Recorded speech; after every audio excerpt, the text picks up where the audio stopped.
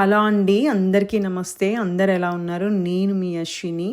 Welcome back to Ashu's organic kitchen. ఈరోజు మీకు నేను Hyderabad restaurant special apricot delight ఎలా చేయాలో చూపిస్తాను. ఫస్ట్ ఒక బౌల్లోకి 1 కప్ డ్రైడ్ యాప్రికాట్స్ వేసుకొని 2 కప్స్ వాటర్ పోసుకొని 3 to 4 అవర్స్ సోక్ చేసుకోవాలి. నేనైతే ఓవర్ నైట్ సోక్ చేసుకున్నాను. చూశారు కదా సోక్ అయ్యాక ఎలా ఉన్నాయో. ఒకవేళ మీ యాప్రికాట్స్లో కనుక సీడ్స్ ఉంటే సోక్ అయినాక సీడ్స్ అన్నీ రిమూవ్ చేసి స్టవ్ మీద ప్యాన్ పెట్టుకొని వాటర్తో సహా యాప్రికాట్స్ని ప్యాన్లో వేసేసుకొని బాయిల్ చేసుకోవాలి. ఆప్రికాట్స్ అన్నీ ఒక 60% బాయిల్ అయ్యాక 1/2 కప్పు షుగర్ వేసుకోవాలి. నేనైతే ఇక్కడ బ్రౌన్ షుగర్ యూజ్ చేశాను. మీ ఇష్టం, మీరు ఏ షుగర్ అయినా యూజ్ చేసుకోండి. ఈ మిక్చర్ అంతా దగ్గర పడేంత వరకు కుక్ చేసుకొని స్టవ్ ఆపేసి పక్కన పెట్టేసేసుకోండి.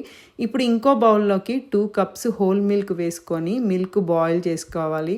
మిల్క్ బాయిల్ అయ్యే లోపల ఒక చిన్న బౌల్లో 1/2 కప్పు చిల్డ్ మిల్క్ వేసుకొని 3 table spoon vanilla custard powder వేసుకొని మంచిగా లంప్స్ లేకుండా మిక్స్ చేసుకొని ఈ మిల్క్ను కూడా పక్కన పెట్టేసేసుకోండి. ఇప్పుడు బాయిల్ అవుతున్న మిల్క్లోకి 3 టేబుల్ స్పూన్ షుగర్ వేసుకొని మంచిగా మిక్స్ చేసేసుకొని మనం ఆల్రెడీ కస్టర్డ్ మిల్క్ ప్రిపేర్ చేసి పెట్టుకున్నాం కదా, దాన్ని మెల్లిగా ఇందులో పోసేసుకొని ఒక 2-3 మినిట్స్లో మీకు మిల్క్ అంతా థిక్ అయిపోతుంది. సో అప్పుడు మీరు చూడండి, ఆ కన్సిస్టెన్సీ ఉంటే సరిపోతుంది. తర్వాత దీన్ని స్టవ్ ఆపేసేసి మధ్యలో ఒక 10 టైమ్స్ కలుపుతూనే ఉండండి. అలా కలిపితే ఏమవుతుంది అంటే పైన ఒక లేయరు ఫామ్ అవ్వకుండా ఉంటుంది. సో గట్టిగా అవ్వకుండా ఉంటుంది కస్టర్డ్ మిల్క్. సో తర్వాత ఇంకో బౌల్లోకి ఒక 1 కప్ హెవీ విప్పింగ్ క్రీమ్ వేసుకొని 3 టేబుల్ స్పూన్ షుగర్ పౌడర్ వేసుకొని లంప్స్ లేకుండా దీన్ని కూడా కలిపి పక్కన పెట్టేసేసుకోండి. మీరు కావాలంటే కండెన్స్డ్ మిల్క్ కూడా వేసుకోవచ్చు షుగర్ పౌడర్ ప్లేస్లో.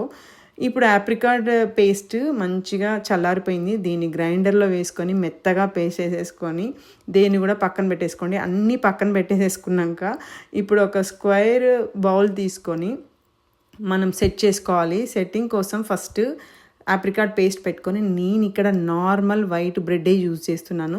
స్పాంజ్ కేక్ ఏమీ యూజ్ చేయట్లేదు. వైట్ బ్రెడ్తో కూడా సూపర్ వచ్చింది అసలు. సో ఫస్ట్ బ్రెడ్ పెట్టుకొని దానిపైన విప్పింగ్ క్రీమ్ వేసేసుకొని దానిపైన కస్టర్డ్ మిల్క్ వేసుకొని తర్వాత మళ్ళీ సెకండ్ లేయర్ ఆప్రికాట్ పేస్ట్ ఇంకా బ్రెడ్ పెట్టేసేసుకొని మళ్ళీ దాని మీద విప్పింగ్ క్రీమ్ మళ్ళీ దాని మీద కస్టర్డ్ మిల్క్ మొత్తం 2 లేయర్స్ పెట్టుకున్నాను. చూడండి, మీ డెప్త్ బట్టి, మీ బౌల్ డెప్త్ బట్టి మీరు 3 లేయర్స్ దాకా పెట్టుకోవచ్చు. పైన గార్నిషింగ్ కోసం పిస్తాషు కట్ చేసుకొని వేసుకున్నాను. తర్వాత రోజ్ పెటల్స్, ఆప్రికాట్ పేస్ట్ మీ ఇష్టం, మీరు ఎలా అయినా గార్నిష్ చేసుకోవచ్చు. దీన్ని ఒక 3-4 అవర్స్ రిఫ్రిజిరేటర్లో పెట్టి చిల్ అయిపోయినాక తినే ముందు కట్ చేసుకొని తినేయడమే. చూసారు కదా ఎంత బాగా వచ్చింది తెలుసా. అసలు నార్మల్ బ్రెడ్ అయినా చాలా బాగా వచ్చింది. నేను మినీ కప్స్లో కూడా, మినీ డెజర్ట్ కప్స్లో కూడా సెట్ చేసుకున్నాను. జస్ట్ పేస్ట్ పెట్టుకోవడము, బ్రెడ్ పెట్టుకోవడము, తర్వాత whipping cream, custard milk repeat process చేయాలి. 2 టైమ్స్ చేశాను నేను.